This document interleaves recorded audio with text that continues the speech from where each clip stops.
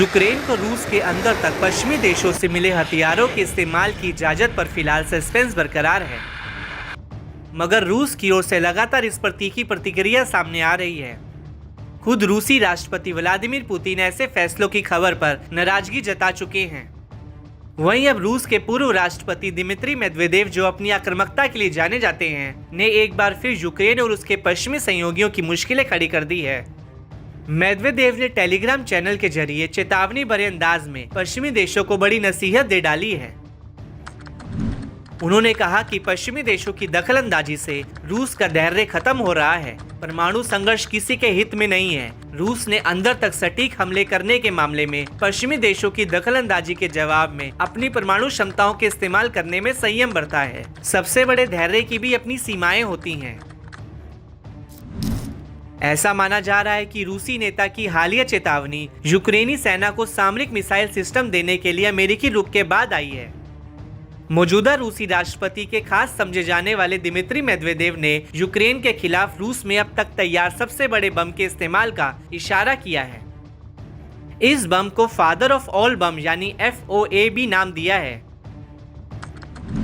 Medvedev ने आगे कहा कि सच है कि रूस से इस प्रतिक्रिया की संभावना नहीं है, लेकिन ये भी एक संभावना है। फिर क्या होगा? ये खत्म हो जाएगा। उस जगह जहां कभी रूसी शहरों की मां खड़ी थी, वहां एक विशाल धब्बा रह जाएगा।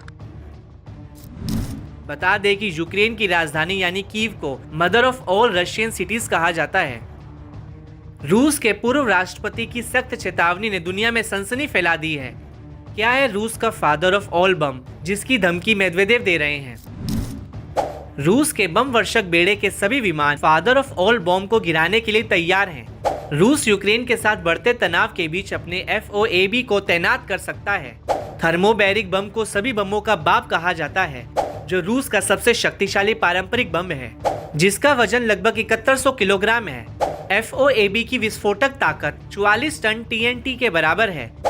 इसमें थर्मोबैरिक विस्फोटक का इस्तेमाल किया जाता है, जिससे हाई प्रेशर वाली विस्फोटक रे और विशालकाय आग का गोला बनता है। इस बम को रूसी बम वर्षक बेड़े के किसी भी विमान से गिराया जा सकता है। हालांकि मेदवेदेव ने नए डिलीवरी वाहनों के इस्तेमाल की बात कही है, जिससे जाहिर होता है कि रूस बेहतर डिलीवरी विकल्पों पर विचार कर रहा है।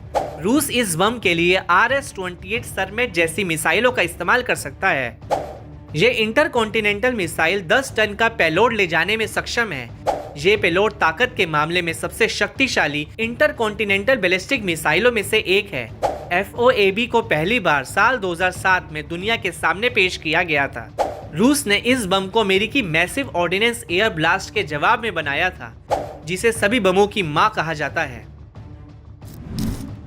वहीं रूस के उप विदेश मंत्री सरगई रयाबकोव ने दावा किया कि पश्चिमी नेताओं ने इस पर पहले से ही फैसला ले लिया है कि यूक्रेन को लंबी दूरी की मिसाइलों के इस्तेमाल की अनुमति दी जाए। वह सिर्फ इस मामले में रूसी प्रतिक्रिया का इंतजार कर रहे हैं, जिसके आधार पर वह आधिकारिक तौर पर इसका ऐलान कर सकते हैं। इसलिए हम हर चीज के लिए तैयार हैं। इसके अलावा क्रेमलिन ने भी बढ़ते खतरे को भांपते हुए सजग रहने का संकेत दिया है। क्रेमलिन के प्रवक्ता दिमित्री पेस्कोव ने कहा कि रूस जवाबी कार्रवाई की तैयारी कर रहा है। ऐसे में अगर रूस फादर ऑफ ऑल बम का इस्तेमाल करता है तो ये यूक्रेन में भीषण तबाही मचाएगा। यूक्रेन इससे पूरी तरह से बर्बाद हो जाएगा, जिसकी अब तक किसी ने कल्पना तक नहीं की है।